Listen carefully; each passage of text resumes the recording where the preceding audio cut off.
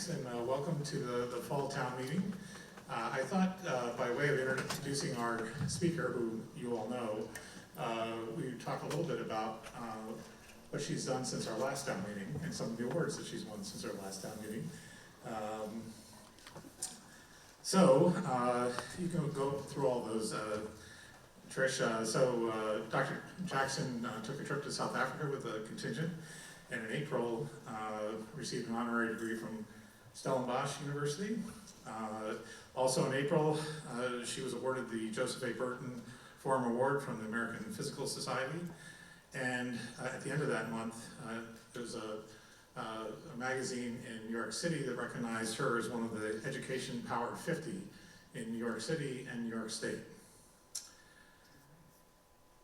The National Association of Corporate Directors, the New Jersey chapter, recognized her with a Lifetime Achievement Award in Governance in May, and an honorary degree from the College of St. Rose right here in the Capital Region.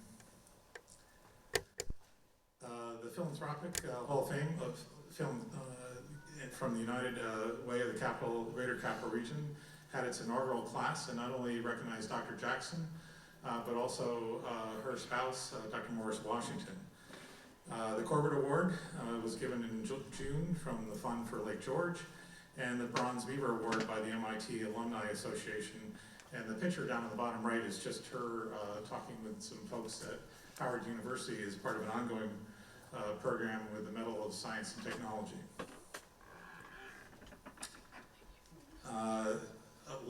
A couple of weeks ago, Dr. Jackson was awarded the Interphase Legacy Award. It's the 50th anniversary of the Interphase program at MIT, and you can see some of the original people gathered with Dr. Jackson in the picture. And of course, a couple of weeks ago, we had our own celebration of 20 years of celebration of her leadership here at Rensselaer, and started with the, I wish my colleague, the VP of HR was here, because it started with a big bang by Curtis Powell, and moved on from that, and you can see Dr. Jackson posing with the students that were lucky enough to perform with Josh Groban and others that attended those events, and including some that gave an award from the students to Dr. Jackson. So, without any further ado, that was just enough to embarrass you, Dr. Jackson. Please join me in welcoming to the stage our 18th president, the Honorable Dr. Shirley Ann Jackson.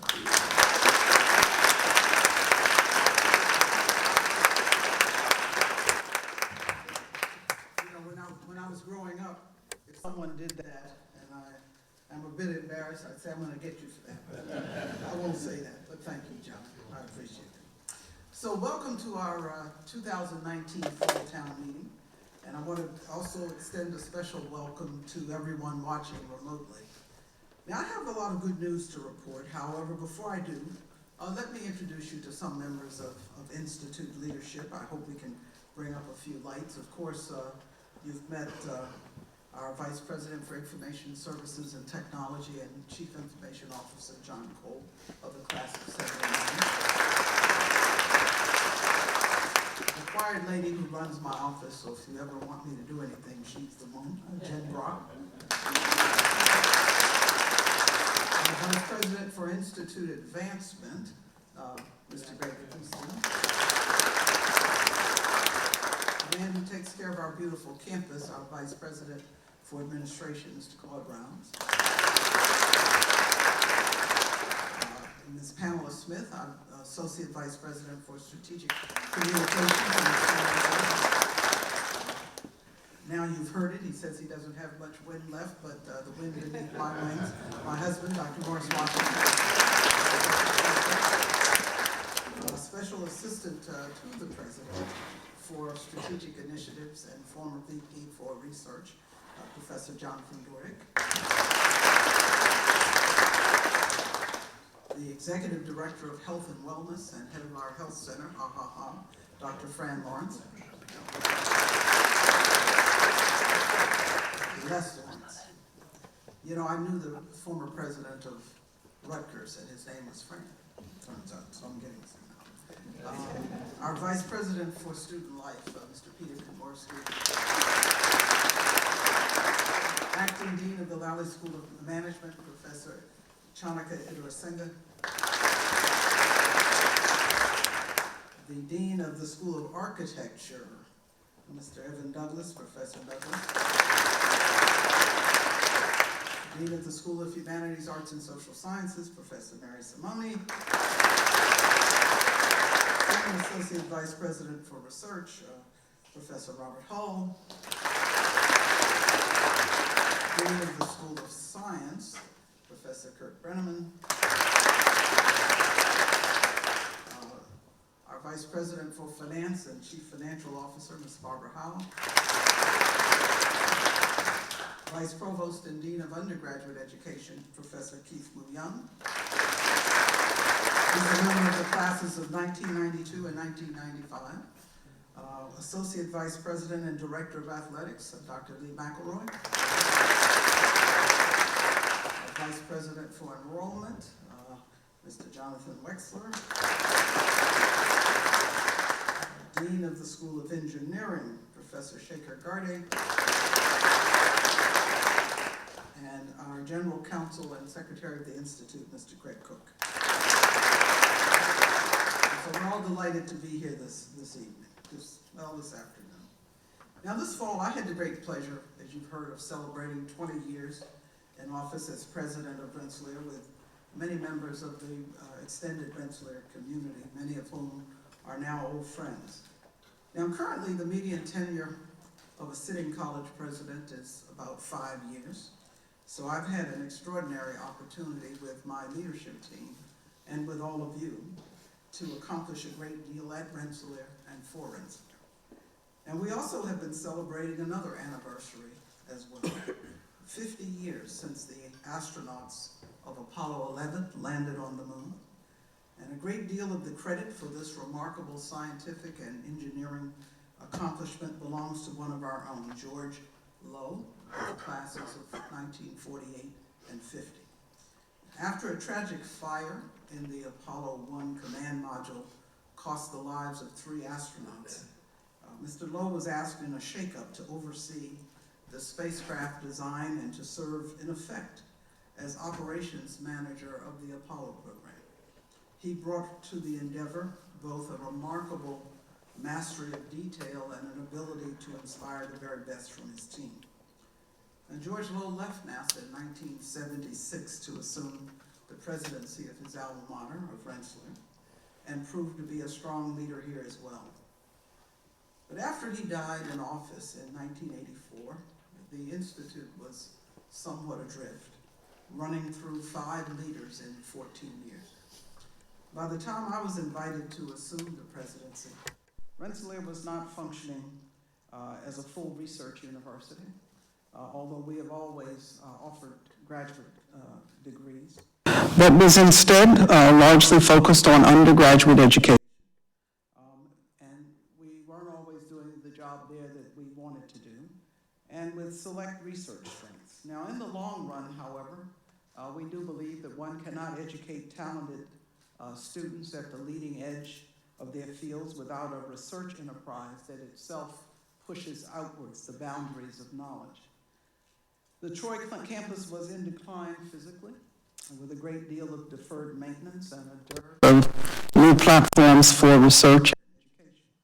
The student experience was not what it should have been for graduate students as well as undergraduates. So the Rensselaer Board of Trustees was seeking a change agent, and I was privileged to be their choice. And so the first thing I did was to steer the development of the Rensselaer plan to guide us. And together, we have come a very long way in education, in research, and in student life. And so the transformation of Rensselaer truly deserves to be recognized and celebrated. And so I thank all of you. And so I ask you to give yourselves a hand.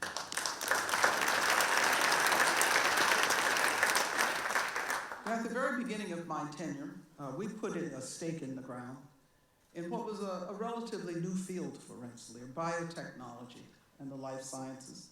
And we created a magnificent platform in our Center for Biotechnology and Interdisciplinary Studies. Our Curtis R. Prim Experimental Media and Performing Arts Center capitalized on an existing Rensselaer strength in the electronic arts, but pushed us way beyond that to make Rensselaer utterly unique. Our Center for Computational Innovations gives us the most powerful tools for research in an array of fields while exploring the frontiers of high-performance computing itself.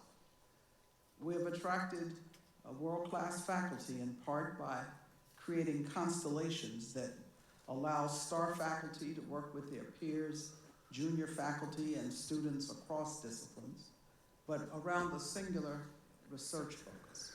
In all, we have hired nearly 400 new tenured and tenure-track faculty across all 5 schools, including 13 new tenured and tenure-track faculty who started this fall. Now today, the full-time faculty of Rensselaer numbers nearly 500, including tenured and tenure-track faculty, as well as lecturers and senior lecturers. As a result of all that we've done, we have tripled our research funding, even in a difficult climate for federal-sponsored research funding. We have developed important new partnerships in research as well, including with IBM and with the Icahn School of Medicine at Mount Sinai. Today, our faculty are addressing crucial global challenges, such as antibiotic resistance, diseases such as Alzheimer's and cancer, our food, water, and energy security and climate change, national global security and cybersecurity, and the need for a sustainable built environment and sustainable materials. And all of this work is changing the world. We also have substantially increased our academic offerings with an eye to new fields emerging at the intersections of disciplines.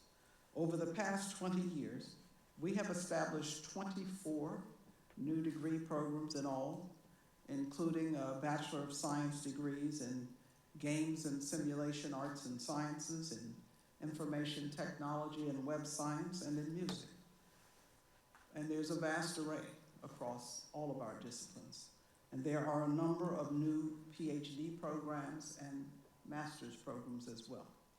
We also have radically improved student life, offering both new supports and new opportunities, creating our award-winning Office of the First Year Experience, and then expanding that with clustered learning advocacy and support for students or class.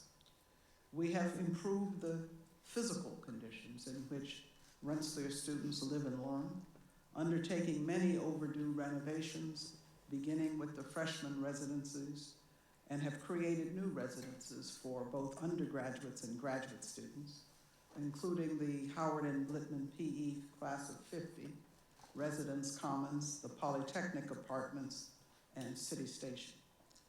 We also have created new facilities to encourage the development of the whole student, mind, body, and spirit. And with the opening of the Mueller Center in 2000, we added 32,000 square feet of space for fitness, wellness, and recreation. In 2007, we began construction on the $92 million East Campus Athletic Village and added to the campus a new stadium for football, lacrosse, and soccer, and a new arena for basketball and other indoor sports. We recently dedicated the Carl Steffen Baseball Stadium as well. In all, we have invested over $800 million in our campus, that's just the physical campus, and nearly $1.3 billion in the Rensselaer plan overall. As a result of these and other changes, demand for Rensselaer education has soared.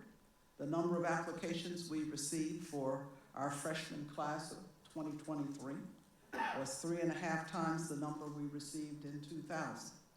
And academically, this is the highest achieving class we ever have enrolled, with average SAT scores of a record 1411, and that's up nearly 130 points since 2000. This also is one of the most diverse classes we have welcomed, with record numbers of underrepresented minorities, and with great geographic diversity encompassing first-year students from 42 states, the District of Columbia, Puerto Rico, and from 23 countries outside the United States. Nearly 1/3 of the class are women. And these students come to Rensselaer to enjoy top-ranked programs. U.S. News continues to rank Rensselaer among the top 50 national universities, and 41st among graduate schools in engineering, and 29th among undergraduate engineering, and we are tied with 4 other schools for that. We also have many individual programs that lead in the nation, something we are communicating to potential students, parents, and employers in multiple media. College Choice ranks our IT and Web Science program the best undergraduate IT program in the United States. The TFE Times ranks our Masters of Business Analytics 3rd in the nation, and we're starting a Bachelor of Science in Business Analytics. And our Masters of Management program 4th in the nation. College Factual ranks our undergraduate physics program 6th in the nation. Best Schools ranks Games and Simulation, Arts and Sciences 6th in the nation, and Game Designing ranks our program 7th in the world. Indeed, the talent emanating from Rensselaer has seeded a thriving cluster of gaming studios in the region, which are helping to transform downtown Troy. New York State has designated this area a center of excellence in digital game development, and that means us. Design Intelligence ranks our School of Architecture 14th on its list of outstanding schools, even though it's one of the smallest, and Dean Evan Douglas and Professor David Bell among the most admired educators in the field of architecture.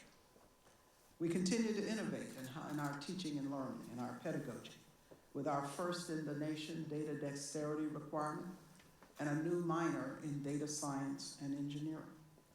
In research, we have begun a very exciting partnership with IBM, the Artificial Intelligence Research Collaboration, or the AIRC.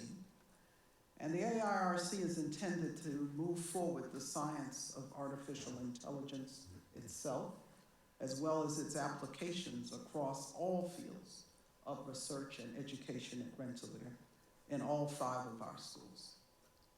And together with our institute-wide research and academic programs in data science and data analytics, the AIRC will form the foundation of a major institute thrust in data, artificial intelligence, and high-performance computation, or DAKE as we call it, which will be structured and launched in this academic year. It will lead to a major new research division at Rensselaer, as well as new academic programs, and a significant enhancement of our already magnificent computational ecosystem that will constitute the most advanced university-based testbed for artificial intelligence and deep learning in the world. We recently were awarded a $30 million grant from the SUNY Research Foundation to purchase a new supercomputer center in support of a larger New York State AI hardware center. Consequently, we shortly will have a data-centric, AI-enabled, high-performance computation system with on the order of 10 petaflops of high-performance computing capability. And this will be one of the top high-performance computing systems in the US and in the world. Stay tuned. It will support research in AI itself and in fields across a broad intellectual front. Now this summer, our first full class of rising juniors remained on campus for the first full summer semester of the Arch, enabling them to leave campus for a pre-professional experience or intellectual adventure of a semester's length or more during the traditional academic year.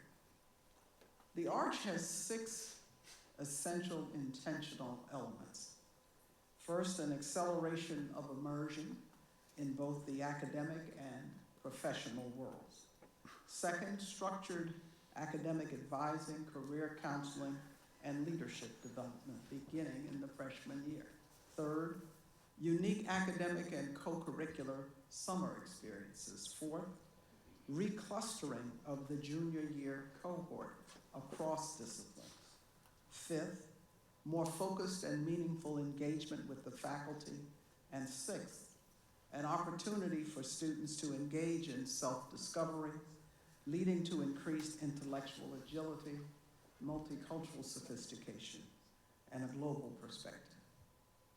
Now, it's fair to say that Rensselaer graduates already are in high demand with leading employers, with the military, governmental and non-governmental organizations, and the best graduate schools.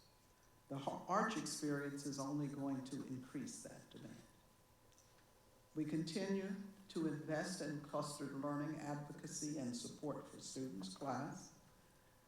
And as we think about how we want to take care of our students and provide for their well-being and safety, one area of concern for us and for many other universities has been Greek life. Now, the problems demanding action include behavioral issues such as sexual misconduct, substance abuse, and hazing, as well as health and safety issues at some Greek houses, ranging from cleanliness to fire prevention and building code compliance. There also are financial issues for some houses, resulting from falling membership, which has threatened to make some Greek chapters unsustainable. Now, at the same time, there are Rensselaer Greek chapters that are performing well and are exemplars for those that are not. And when our 166-year-old Greek system works as it should and supports academic achievement, community service, and leadership development, it imbues young men and women with great strength of character. And I will tell you, I just learned this morning that at Penn State, which has had its share of challenges, there was a death of a pre-collegiate student at a house associated with one of its fraternities off campus, and that student died from alcohol overdose. So these are serious issues, and our focus is on keeping, again, our students safe, keeping them well, and launching them into their careers for great lives. So last year, I appointed a Greek Life Review Committee to formally assess the current state of Greek life at Rensselaer and to consider the best path forward. The review committee included the Greek Life Task Force, led by Vice President and Chief Information Officer John Kolb of the class of 1979, which after considerable community input delivered excellent recommendations, which we have begun to implement. To actualize those recommendations, a Greek Life Initiatives Implementation Steering Committee was established this past July, with membership consisting of students, faculty, and staff. The committee met throughout the summer and already has accomplished a great deal, including more strongly incorporating the Greek Life Commons within our class system, establishing a single student judicial system with respect to violations of institute rules, and shifting fraternity and sorority recruitment to the spring semester so that freshmen had time to get their sea legs before making a decision about membership in a Greek chapter. Now this fall, the committee's priorities include a focus on financial sustainability and on the occupancy of Greek houses, which is of course connected to financial stability. The committee is examining improving chapter financial viability through house residency requirements and through non-resident fees so that those members who do not live in a house nonetheless contribute to house upkeep and operations.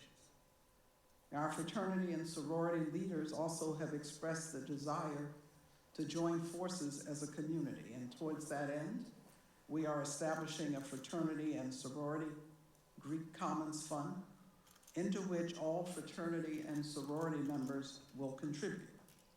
And any fraternity or sorority will be able to request a grant from that fund in support of a project to improve the living environment it offers to its members.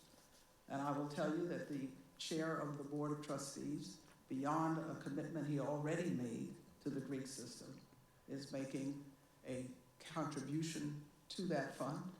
In addition, I, in the office of the president, am making a contribution to that fund.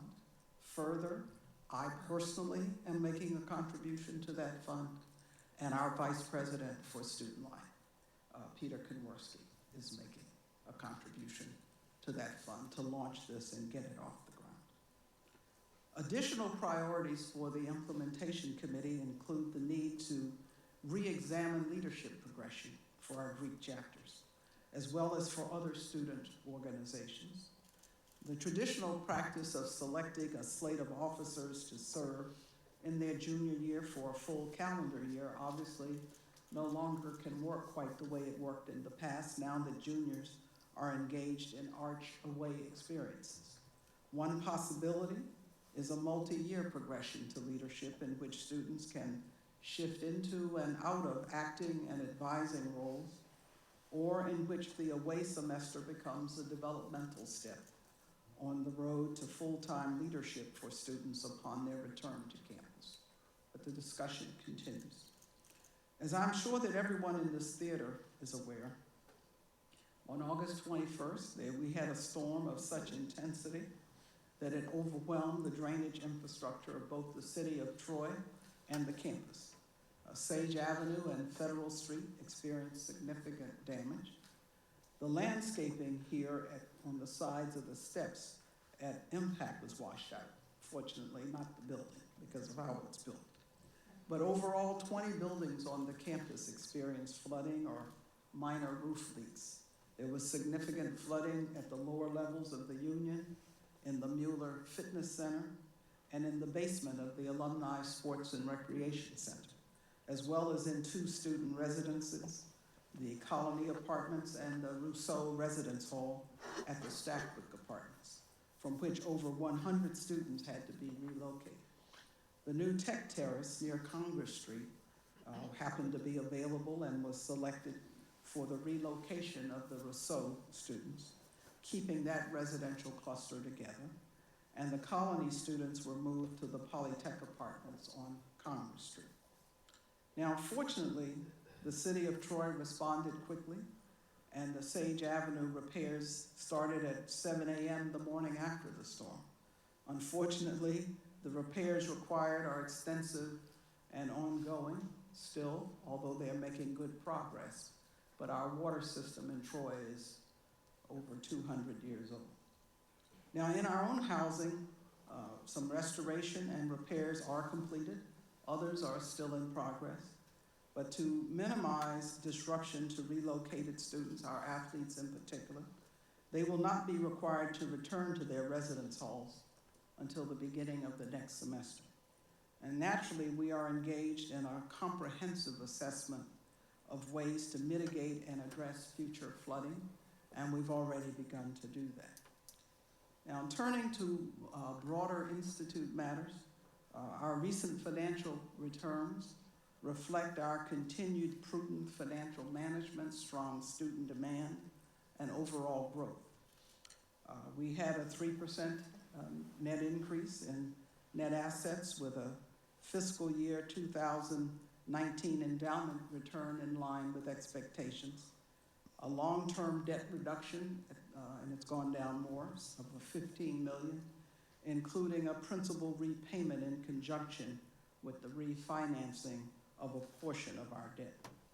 And as a result, the endowment substantially exceeds long-term debt, continuing the successful crossover I committed the Institute to in 2017 and achieved in 2018 ahead of schedule. We also had the strongest external operating result in over 20 years of nearly $33 million based on strong revenue growth of nearly 6%. Now, ongoing expense management efforts limited expense growth to under 4%, So we had a positive cash flow from operations of nearly $40 million. But to put us on an even stronger foundation for the future, as you all know, we are in the midst of our $1 billion capital campaign, transformative campaign for global change. The pillars of that campaign, as I've said before, are first, eliminating the gap between student financial need and the scholarships and fellowships we're able to give. Secondly, endowing more professorships to attract and retain the best academic talent, and to expand our tenured and tenure-track faculty in critical areas of research and teaching. And third, of course, upgrading and expanding our campuses, particularly this one, technologically and physically to accommodate our growth, including expanding the Johnson Engineering Center, and with targeted fundraising, building a new Center for Science and completing phase 2 of the East Campus Athletic Village. So as we approach the 200th anniversary of the founding of Rensselaer Polytechnic Institute, which happens in 2024, we are positioning ourselves for an even brighter future with the goal of enabling even more Rensselaer people to change the world, which is our legacy. So thank you for your attention, and now I would be delighted to answer any questions. Thank you very much.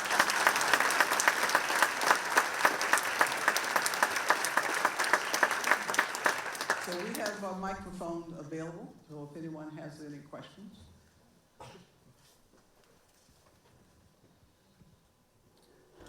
So I took your breath away, huh? Okay. I'm about to drop the mic. This is your big chance. Thank you. So in April, I talked to you about certain concerns I had with the Arch, specifically not being able to find classes. Yes.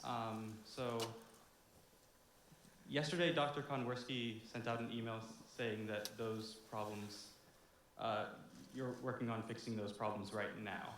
We are.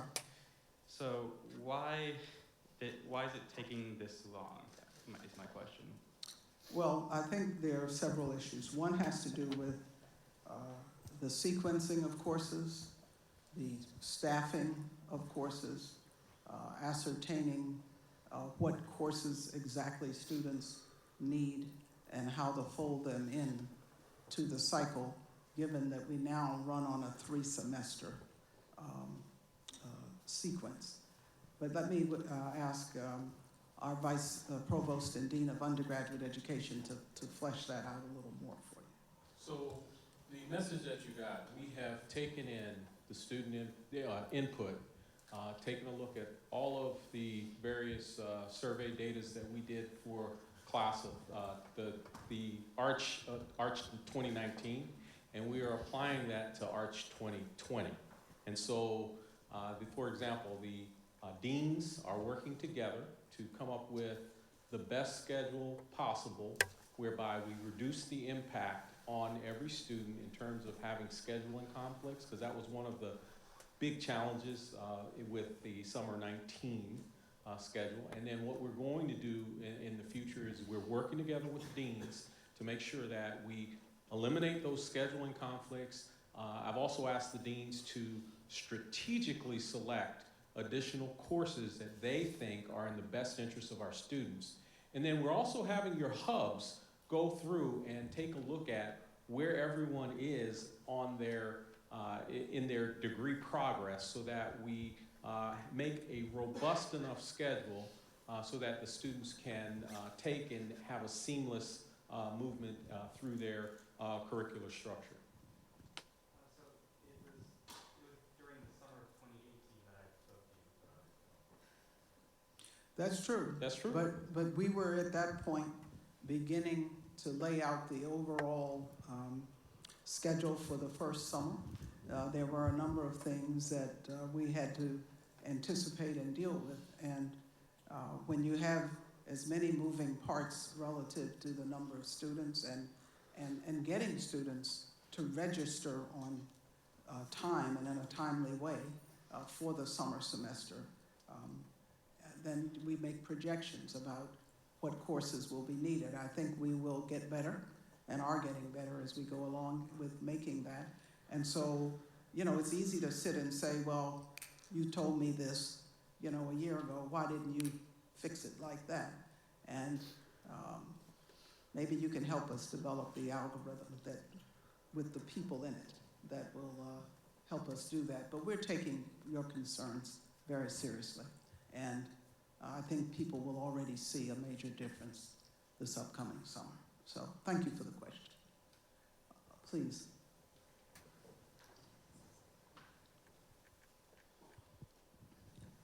Hi there. Would you ever consider making the arch optional if the majority of students expressed that they wanted that? No, Why not?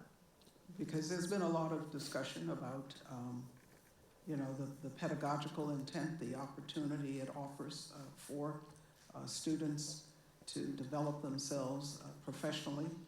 Many of our employers that we have been talking to are quite excited about it and believe that it is essential in terms of helping students develop and position themselves to be more competitive in many regards. In addition, it gives us the opportunity to have students have more focused and intense interactions with faculty. And so once one makes this kind of move, and the Board of Trustees is enthusiastically behind it and they've approved it. And so it's not something, it's, you know, when we lay out a course curriculum or a syllabus, it's not one that's based on a vote. We always try to take students' input in terms of the delivery of courses, but the actual requirements and how we structure the academic calendar is something that is the responsibility of the university. And it's one, as I said, that we thought about and did and looked at and did the pilots for over a number of years. So we're going to continue on this path for now. Thank you. Thank you. Please.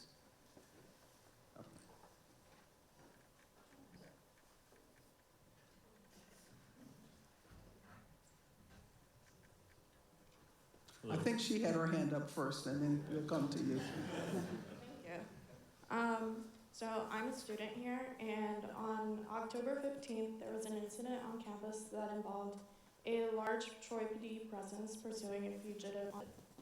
At 9 p.m., friends who were near the Mueller Center, Union, and DCC messaged a group chat I'm part of and warned us to stay away from the area. Had I not gotten that message, I would have crossed campus through the bridge to get to the library for studying.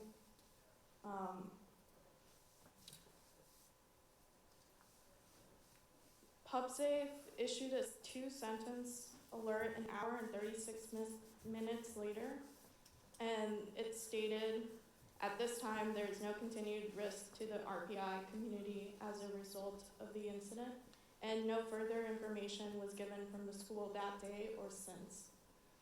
Given the recent uptick in campus shootings across the country, why did PubSafe not issue any warning to shelter in place as soon as they were aware of something happening on campus?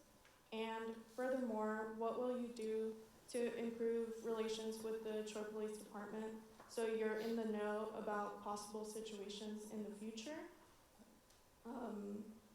So thank you for your question. Let me let Vadine Thomas, who's our Associate Vice President and Director of Public Safety and Emergency Management, respond to it, because that question came up during the family weekend as well. Vadine, use the microphone. Thank you, Dr. Jackson. I don't think you need the mic. I think you probably need enough No, use it anyway. The alert that was issued was not issued an hour and 35 minutes later. It was actually issued approximately 45 minutes later. But we had no idea of the operation that was taking place in another part of Troy regarding some people that were going to be getting arrested based on some of the things that were taking place around the campus. We had no idea that there was going to be a pursuit through our campus or the arrest was going to take place. There was no need to shelter in place because The pursuit was over in approximately 1 minute. The person was taken into custody and taken away off the campus. We're not going to issue an alert unless we know the facts, unless we know what exactly took place, because we don't want to put wrong facts out there and create additional panic. So it was after we spoke to the police department that we immediately then put out the alert notifying that the situation was over and was safe. In terms of developing additional relationships with the Detroit Police Department, we have good relationships with the Detroit Police Department.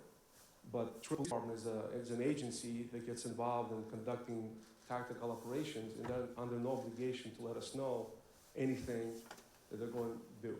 They let us know out of courtesy, professionalism, but they're under no obligation to let us know, especially if it initially doesn't concern the campus. And this operation did not concern the campus, it started out many, many blocks away, but unfortunately led through our campus and wound up where it did. Okay? Does that answer your question? No?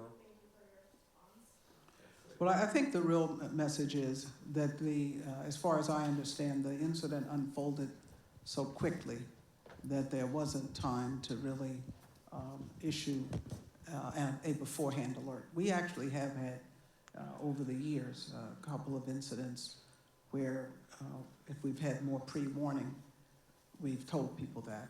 Relative to active shooters, we both discuss this a lot and do a number of exercises with federal, state, and local law enforcement in terms of response and what we will do. We also try to put out the alerts that we do to have students and others here be more mindful of their surroundings, and we ask you to do that, and I would ask you personally to use the shuttles as much as you can and the Safe Ride program. I think I understand your point about the sort of closing the loop relative to telling you more after the fact, and we can, and we'll do better with that. So thank you. Please. Oh, the gentleman in the red shirt first. Thank you. Historically, Rensselaer has ranked one of the worst in the nation for free speech rights, including recently an open letter by the Foundation for Individual Rights in Education concerning recent handbook changes. Does the Institute have a plan to address this moving forward? I think I'm going to turn to our general counsel to respond to this. So, do you have a particular concern? What is your concern? I think a good example is the requirement to, if you look at the 2017 Save the Union protest, there were a lot of concerns about potential judicial inquiries that were brought against members who were identified to be part of the protest, as well as You said potential, didn't you? Not real. People were asked to They come were in asked and speak with some these folks. questions, as I recall. But as far as I recall, and I don't know if our dean of students is here, there were no judicial sanctions issued to any student. There's as well the longstanding requirement to file an application to hold a protest, which is Correct. And that's for the safety of the campus. But let the general counsel. So let me just address the most recent update to our policy, which I believe was the letter. And by the way, I don't know that any of us in the administration have actually heard from any students about this, frankly, or heard concerns, and we shared it some time ago with the students. But it actually addresses two issues. One is outside groups and coming onto campus and conducting solicitation and handing out materials. And it involves how the procedure for student groups to do the same. We start with the fundamental that our campus is here for our students, right? And for many decades, the Rensselaer Union, which has I don't know, over 200 student clubs, has had a very workable and simple policy, which is if a student club wants to engage in solicitation, put up a booth or whatever, the student at the Rensselaer Union, they have to do two things. First, they have to be a Rensselaer recognized club that follows the rules that were established for that club. And second, they have to get clearance from the facility, from the staff at the union to do so. We've actually had essentially that same practice for the rest of the campus, not just at the Rensselaer Union. But a couple years ago, it came to our attention, I think it was even in a town forum like this, that the rules were not as clear for the rest of the campus. So we actually put in place rules in the handbook, very consistent with what the union's been doing for many years, which is to say the same thing, that if you want to engage in the solicitation, handing out materials, you need to be a student-recognized group. Right, we've had, for example, I'll give you an example. I had a local fast food restaurant want to come onto campus and hand out coupons and things, and maybe some students would love that, but you know, we have a contract with a dining service, and there are things that are inconsistent with what obligations we have, and you can talk about all kinds of different groups who would love to come onto our campus, whether it's a political group or a religious group. Some groups who we've had who didn't meet the standards for getting recognition because they had policies or discriminatory practices, and they were not allowed to be student organized. And, you know, would they get to come on campus and solicit and hand out materials? No, I think it's a reasonable policy that in order to solicit or provide information on our campus, you need to be a student-recognized group. And of course, it's a standard and frankly, appropriate practice to get clearance from the facility operator, the manager of the facility, to do that in front of any particular facility. There's no intent for censorship. The intent is to manage our campus for our students by these kind of policies. Again, consistent with what the Rensselaer Union has had in place for decades. Also, I just want to make one comment. You'd speak about free speech, and part of the reason I have these town meetings is to have anyone from the Rensselaer community raise any issue that they want to raise, as you've just done. And so if we, or I, really were looking to suppress free speech, we wouldn't hold an open forum like this. I think these things are important to clarify issues, to address concerns and worries that people have. And we want to talk to the young lady who raised the question about, you know, criminals running through the campus and how we can strengthen that. Years ago, there was a university publication, a student publication. It was called Statler and Waldorf. And that publication got increasingly strident. And one year it had on its cover a picture of me, and its title of the cover was Brown Sugar. If you know anything about race relations and how African American women have been treated historically in this country, you would know that that's extremely both threatening and denigrating. But the publication went on until the students themselves got a little tired of it, and until they started attacking female members of the campus more broadly. So there's a long history here, and I often tell the cabinet that, you know, you come into the 5th act of a 10-act play, and, you know, the play still is obviously unfolding, and we want to learn as we go forward. But it also means there are acts that have occurred before, and there are reasons for the things we do having to do with the safety and security and the fairness on the campus. And so we don't, you know, we take a fairly light hand until and unless people get to a point where outside groups really want to come in, and or there's hate speech or things that are discriminatory. And we're not going to support that on this campus. This is a very diverse campus, and we want everybody to feel safe here in all regards. And that includes people of different political views. And I have a cabinet. I don't ask them what their political perspectives are, because we're all here to work on behalf of the university as a whole.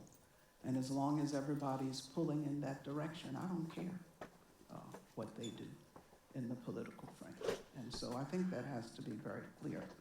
And then during that time about Save the Union, I think it's important that we kind of tell the whole truth. Sure, the Dean of Students spoke with some students, but there were never any judicial sanctions issued to students, even though there had been a kind of a mass action. And so we have the right to ask people questions and to find out what's at the root of something. But as far as our taking a heavy hand with students, I don't think the record would support that. Are there other questions? Please. Oh, I think this young lady had her hand first, and then we'll come to you. In your 20 years of leading RPI, you have had many accomplishments, but all successes come with mistakes, and I think student leaders here can learn from your experiences. Were there any mistakes you have made in your decisions for RPI that stand out to you? And if so, what were they, and how did you solve them? Thank you. Well, I think we've always, and I've always learned through the years, how much one has to try to reach out and communicate and to be more open in that way. And that's something that I think I've evolved to over the years. I tend to be a kind of a reticent person more than most people think, and I'm not one that, wears everything on my sleeve and tell you every story in my life. But I think people do want to know a little more about me as a person.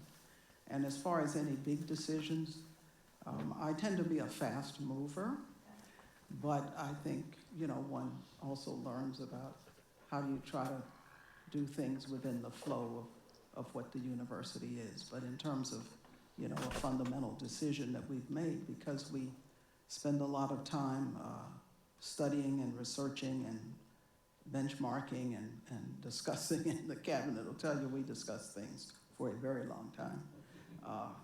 When we make the decision, then, we tend to move ahead with it. But thank you for the question. That's a great question. Thank you.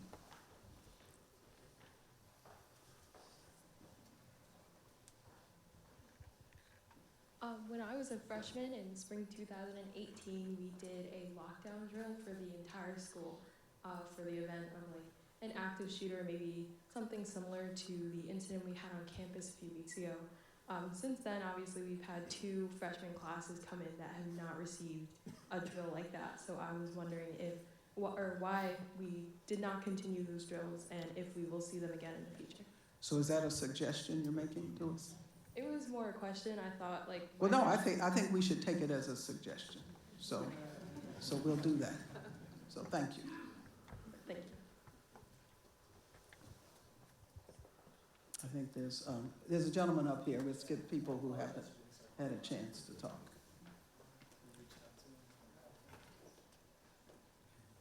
In the white shirt and then up there.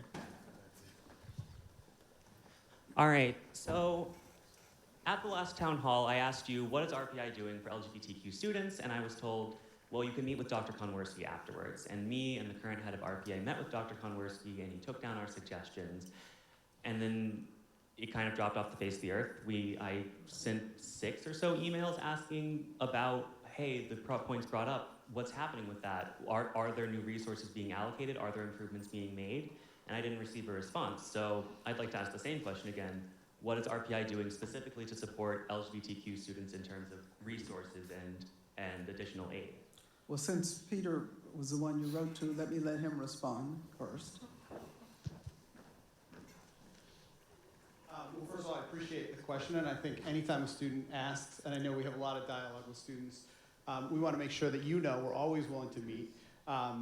In terms of the specifics, I think there are a number of things, and we talk about the diversity on campus and being an inclusive community, and there are things that each of our departments, and we've taken the notes that we took from that meeting. I've since met with, there's a LGBT task force, and we've met with other students. So I guess what I would say is we continue to work on these over the course of the year, and so we talked about things that were in the registrar, things that were programmatic, things that we do through class in terms of education, and you'll see a lot of that continue to roll out. We spent some time with our academic deans, increasing the staff capacity to support the diverse student community. And I would say my door is always open to have those continued follow-up discussions, whether it's with an individual student or a group of students. We always want to have that dialogue and find out what's different from last year, what's on your mind today that wasn't on your mind. And if there are deliverables that you feel aren't moving fast enough, maybe we can escalate them at a more rapid pace. I guess I then want to ask, what has changed since last year? What's in the works for that? I'd have to think about the very specific things. I mean, I know we've done a lot more training with our staff. We've been spending more time talking about inclusion and diversity. I think we've increased the capacity of our staff in terms of the number of people doing work on campus. I'd have to think. I know our registrar is looking at some of the issues we talked about with name identification. So I think there are a number of things underway. I'd have to go back to that list because it's been a few months. But again, I'd be always happy to meet. I think we've done work with rest facilities with the name identification. Our registrar, I think we're still, did we hire one or we're still searching for one? And I think when that occurs, we'll be able to move forward more strongly on that. And I know we've strengthened counseling overall, including in this arena. I don't know if Dr. Lawrence, you want to say anything about that at all? Thank you, Dr. Jackson. I did ask Tara Schuster to reach out to you last time. She said she's emailed you a couple times. You didn't respond. We'd love to get together with you, though. And she had a whole list of things she's talked with you before. We'd love to go over them again. So if you could contact her, that would be wonderful. But we have, in fact, added more LGBT staff. We have made all of our staff go through training, including counselors that students rightfully pointed out to us did not have the appropriate training. But again, we'd love to work more with you, but we need you to reach out to us too. You can't just hear about it here at these meetings. We need to meet with you in between these meetings. Would you be willing to work with off-campus nonprofit groups on this, like Albany Pride or In Our Own Voices? We just had them on campus, yeah. We just had them on here a week and a half ago. We just had them on campus, had a big event over at the Union. Which one? So I can't give you the exact name, but I can have Tara give you the exact name and who she had over. Okay. So, but yes, as a matter of fact, we work with them all the time. That's on an ongoing basis. But again, we're glad to hear any of the suggestions you have and beef that up and do more. Okay, thank you for your And I'll time. have her reach out to you again. I think there was a gentleman up here in a red shirt. I just want to thank you, Dr. Jackson, for taking time out of your busy schedule to meet with us. I really appreciate it, giving us a chance to ask questions. So over the summer semester, the Greek deans, all three of them left RPI. I know it's not anyone's fault, and I understand the concept of willful employment. However, this was really disruptive for Greeks, especially like Greek leaders. Like me personally, being the president of my fraternity, I met with my Greek dean more in one semester than I did with my academic advisor, like my 4 years here. Which I know maybe doesn't speak well on me, but I got academics figured out pretty early, and I really needed help with my fraternity because it's different kind of problems, ones that I'm not necessarily suited to solve. So I kind of have a three-part question. I hope you don't mind. But I was wondering if you could give any insight as to why they did leave. I know it's kind of private information. But We won't tell you anything yeah, about I assume so. But You knew that. yeah.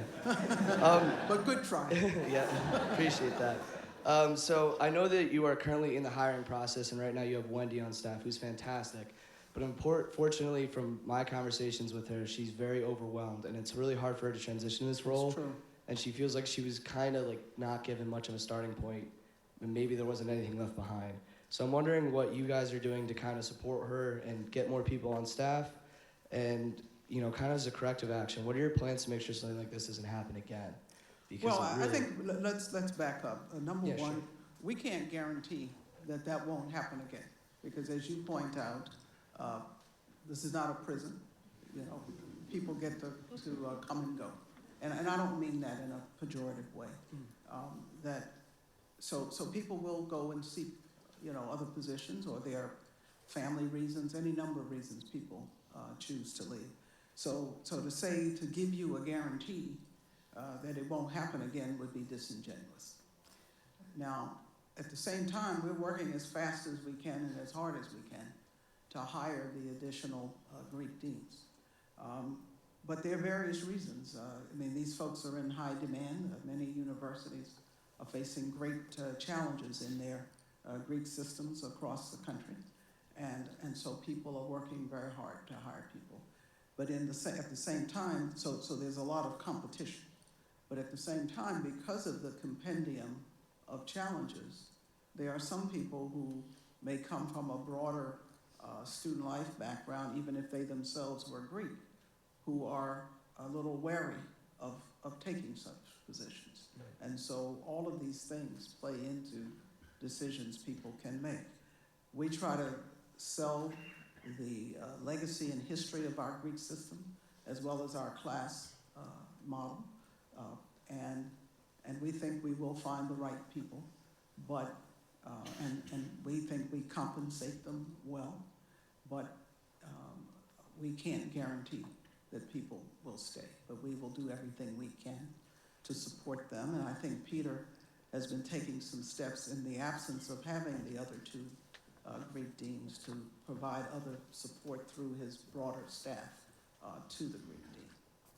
So, And if you don't mind, just really my question is not how do you prevent people from leaving, but how do you help people who are stepping into the role feel like they're not starting from scratch? Like, I don't know if there's some kind of documentation kind of thing you keep going. I know it's not something that you can just like make standard work for. well, we actually do have documentation. There's a very strong orientation program when people come in, and where they are walked through what all the current issues are, how Rensselaer is organized, how they fit into that, both in terms of their specific responsibility as well as into the larger student life staff. Every new person, including every new Greek dean, is given a 90-day plan in terms of things they go through to specifically learn about the university, learn about current plans, learn about what some of the issues are. And so it's a very, very robust plan. So I have not had a chance to talk with the current Greek dean, so I don't know much about what you're saying, but I do know about how we intake new employees, particularly in positions of great responsibility. Peter, I don't know if you have anything else to add. Yeah, I would say a couple things. First of all, thank you for the question, and a couple points. I appreciate the fact that you recognize the value that Wendy is playing on an interim basis, and it's great to hear that you guys have a strong relationship. I actually had a one-on-one with her this week to talk about the things that she's doing, and we never expect one person to take the role of three. But what I will say is I think it's a good endorsement because we've invested in the Greek Life Commons because we see the value of that investment. I will also say, I haven't introduced, but John Lawler is here. Just, John, why don't you stand?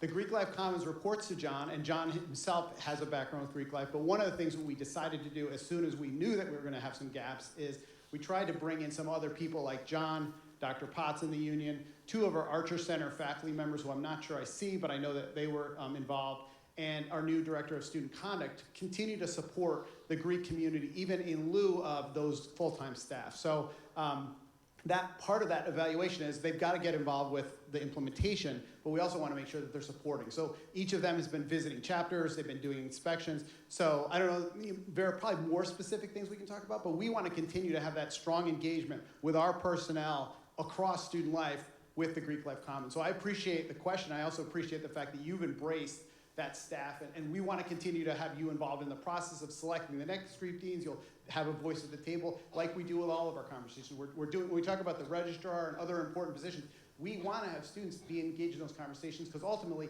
we work hand in hand with you on a daily basis. So thank you. Thank you. Thank you for the questions. Any other questions? Okay, one more.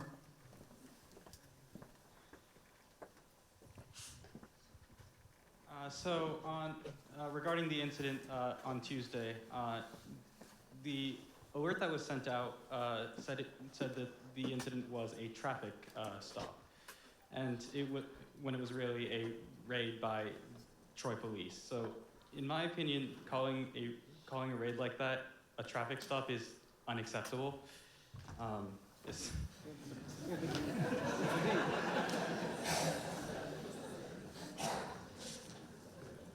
Oh, pretty sure you thought. So, like, I want to know what you're going to be doing to improve communication with that. Well, thank you for your question, and thank you for your expertise in law enforcement regarding what a traffic stop is and what it isn't, okay? That, in fact, was a traffic stop. It was a vehicle that was moving through our campus in traffic that was stopped by a law enforcement organization through a police department, and they arrested an individual that was running through our campus. So that, in fact, was a traffic stop. And in fact, there's a little lesson to you. In law enforcement, when you conduct a stop like that, it's called a traffic stop, okay? It was not a raid, okay? A raid is when you raid a location. Okay? Now, there were search warrants that were being carried out somewhere in Troy that we found out later, okay? But this incident took place on our campus. Was not a raid, it was a traffic stop. And we put out exactly the information that we received from the Troy Police Department, okay? Anything else? No. Thank you.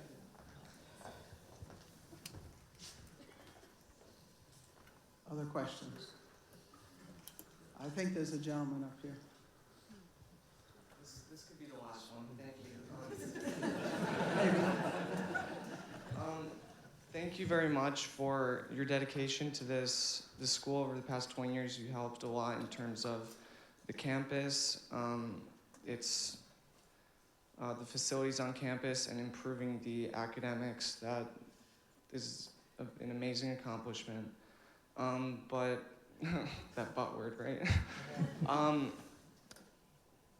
I think something that's gone a little unnoticed is through lack of communication and lack of faith in terms of students having in the administration, in terms of implementing stuff like the Summer Arch, the Greek Life Task Force, and unannounced changes in the handbook, such as with the requirement that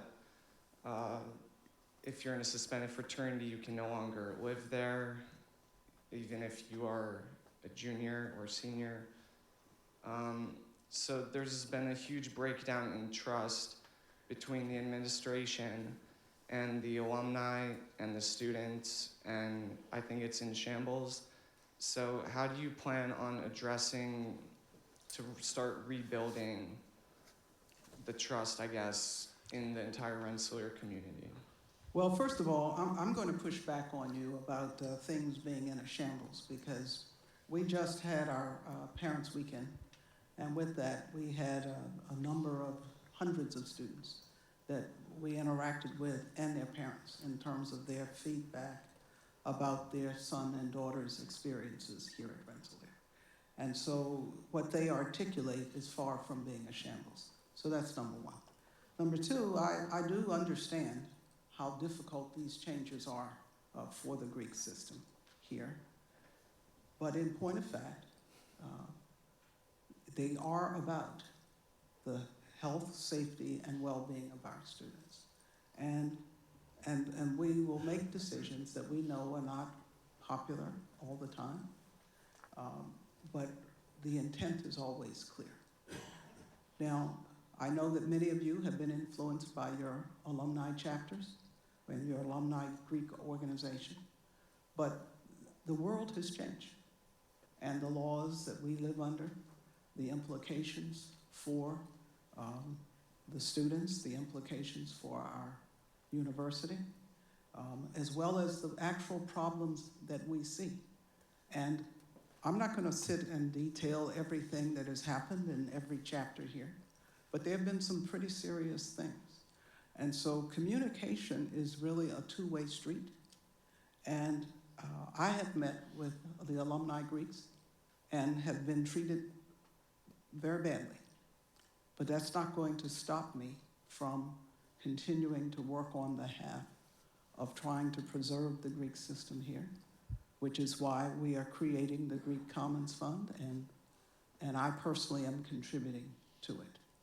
And so the things like how things appear in the handbook, I will let, again, our general counsel and with the Greek task force, which was involved Greeks, both on the campus and from the national organizations, included alumni Greeks.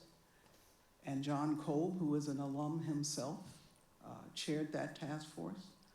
We got input from parents and from others to generate a list of recommendations.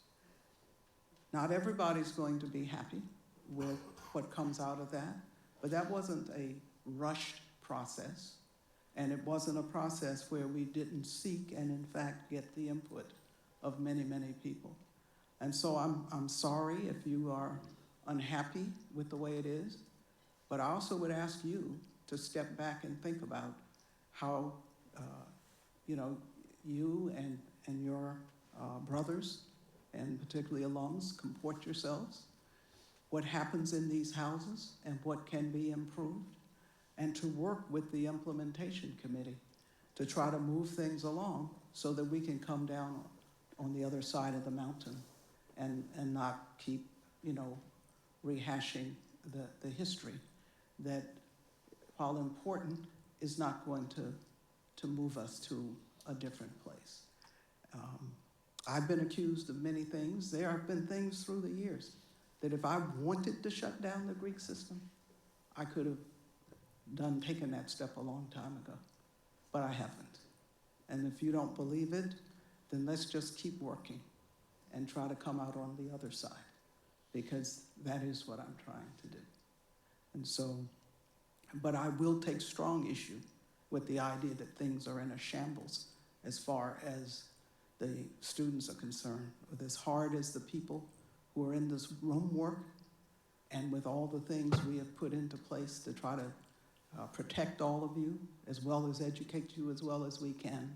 And so you're making an indictment, not just of me, but of a whole group of people, and that is patently unfair.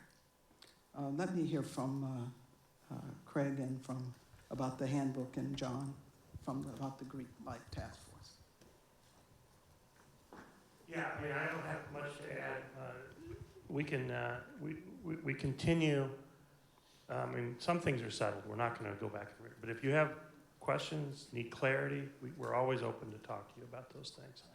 But we look at these things very carefully. And, just to add a point, you say about shutting down the system. We have seen universities very recently literally shutting down their systems because of continued incidents that they have happened on their campuses. I think the president just mentioned the Penn State situation this week. So when we make these changes, we make them with a lot of thought and process, but always available to talk about clarification if people need clarification. If somebody dies in our Greek system, it will be shut down, and we don't want that. Thank you, Dr. Jackson. If you look at the Greek Life Task Force report, which is online, there's an appendix in there of all the meetings we had with the various constituency groups, including the IFC, Panel Council, the Student Senate, the Faculty Senate, the Parents Council, the AIGC, the Cabinet, the Dean's Council, and others. It's all documented there. So I think we were very open as to what we were doing. Did everybody always agree with us? No. Will we get complete agreement on all these issues? No. But I think we took all that input as we were making our report and documented it, I think, fairly well to the president and to others. So it's there. So to say that we didn't talk to people, and by the way, I was personally in most of those meetings, I know that's just patently not true. Further questions? This will be the last one, the young lady in the check shirt.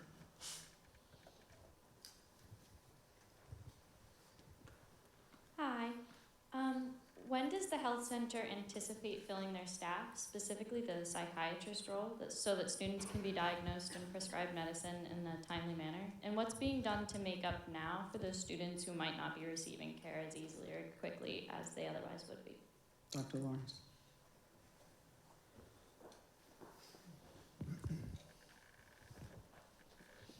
So, is this on? Yes. Okay. So that's a great question. We're probably a month and a half away from choosing a psychiatrist. That's, I suppose, in the worst case scenario, 2 months away from choosing a psychiatrist. I wish Mr. Powell was here, Vice President Powell, he could give us a more specific date. But that's going well. The recruitment is going well. We were surprised with our psychiatrist retirement last year. And sometimes that happens, right? People have the right to retire when they want to. But then we want to get the right person in. We want to get someone in who's going to have a personality that they can, I particularly want someone who's going to be able to draw our students out, have a very bubbly personality, as well as be really qualified. Going back to your question about can you get medicines in a timely fashion, I'd like to hear if you're not, or if some student is not. over 80% of all psychotropics are prescribed by general practitioners in the United States. A lot of people are surprised to hear that. They think that they're all prescribed by a psychiatrist. We have a relative shortage of psychiatrists in the United States. Therefore, most cases of anxiety and depression are treated by general practitioners, internal medicine, family practitioners, pediatricians even. And they can do a fine job with prescribing those medicines for uncomplicated cases of anxiety and depression. So what's happening right now in student health services is that if you can't get in to see our psychiatric nurse practitioner, who we've hired to fill in on an interim basis until we hire the next psychiatrist, you'll be referred downstairs to see one of the physicians, myself or Dr. Farley. If they feel it's urgent, it's the same day. So same day I think is pretty good. I can't promise we always get somebody in the same day. If it's on a Sunday, we may not get you until Monday. But if you ask, if it's an emergency, we'll get you in. We'll talk about prescribing that medicine. Now, if it's above, so for instance, let's say it's a complicated case, we need to get it out to a psychiatrist. We will speak to a psychiatrist, try to make a change, and then get the students referred to a psychiatrist. But, so there shouldn't be a lag. I'd be disappointed to hear that there isn't. I'd love to talk to people if they feel there has been. Thank all of you, and thank you for your questions.